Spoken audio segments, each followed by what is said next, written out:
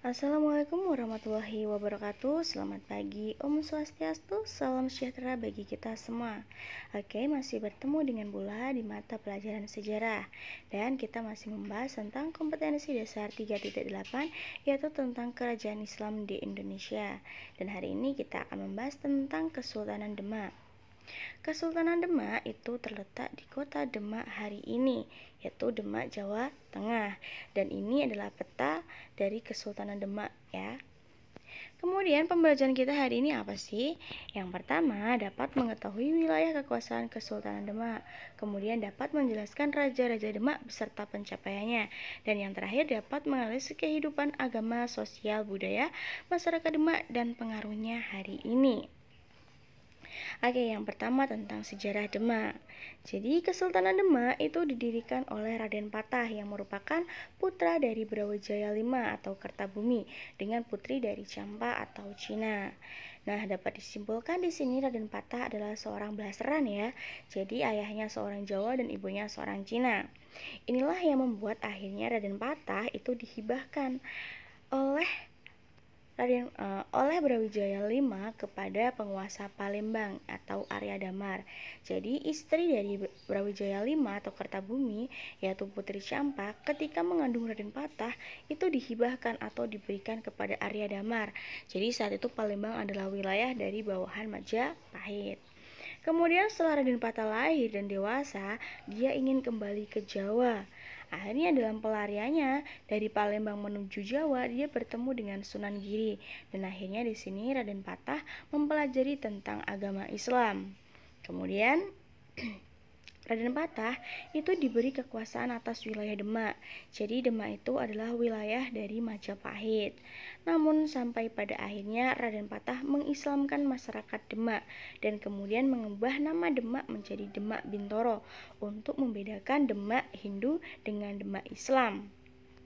Sampai pada akhirnya nanti di saat Majapahit dipimpin oleh Rana Wijaya dan kekuasaan Majapahit itu dipindah dari Mojokerto ke Kediri, ternyata di sini Raden Patah akhirnya ikut menguasai wilayah Majapahit, dan Majapahit itu sebagai kerajaan Hindu terakhir di Jawa Timur itu akhirnya berhasil dikuasai. Kemudian raja-raja terkenal dari Kesultanan Demak yang pertama itu ada Pati Unus. Dan di masanya Pati Unus itu pernah menyerang Portugis yang saat itu menguasai pelabuhan atau Selat Malaka. Sampai pada akhirnya Pati Unus itu mendapat gelar julukan Pangeran Seberang Lor. Kenapa ya tadi?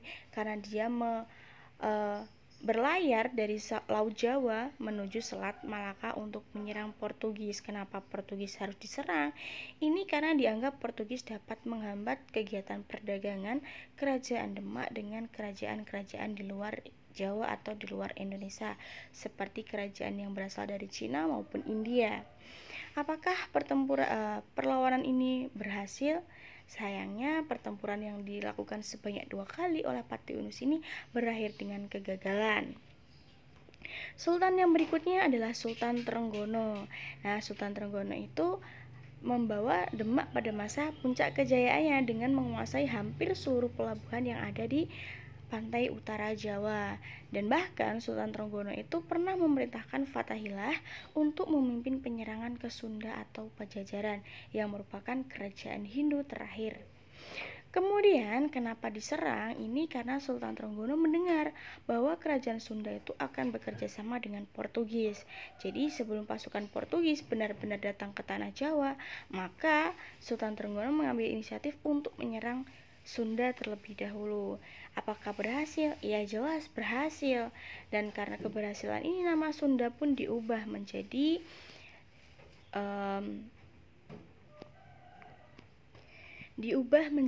nama Jayakarta yang artinya adalah kemenangan gelang gemilang. Akhirnya pelabuhan Sunda yaitu Sunda Kelapa pun berhasil dikuasai oleh Demak.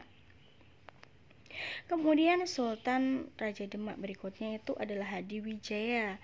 Bahkan dia memindahkan pusat ibu kota Demak ke Pajang. Lah, kenapa? Ini dikarenakan perebutan kekuasaan antara putra-putra dari Pati Unus dan juga Trenggana. Sampai pada akhirnya Hadiwijaya memilih untuk memindahkan pusat ibu kota Demak itu ke daerah Pajang. Selain itu juga untuk mendekati wilayah pertanian. Kemudian sampai pada akhirnya di masa pemerintahan Sutowijoyo atau Panembahan Senopati masih sama karena perang memperebutkan kekuasaan. Akhirnya peperangan ini dimenangkan oleh Sutowijoyo dan bahkan dia memindahkan ibu kota Demak dari Pajang ke Mataram atau Kota Gede Yogyakarta. Kemudian nama Demak pun diubah menjadi Mataram. Kemudian kita analisis yuk. Apa sih agama kerajaan Demak? Jelas, pastinya adalah Islam. Lalu bagaimana dengan kegiatan ekonominya? Ada dua, yaitu agraris dan juga maritim. Jadi agraris karena kerajaan Demak itu mengandalkan sektor ekonomi, sektor pertanian, terutama kapas dan juga kapur baru seperti itu. Kemudian hasil bumi ini akhirnya dibawa ke pelabuhan untuk diperdagangkan dengan pedagang yang berasal dari Arab maupun Cina. Lalu apa peninggalannya dan bisa kita warisi atau kita nikmati hari ini itu adalah Masjid Agung Demak. Selain dapat kita warisi, ternyata kita warisi sebagai tempat wisata, tempat religi, tempat beribadah.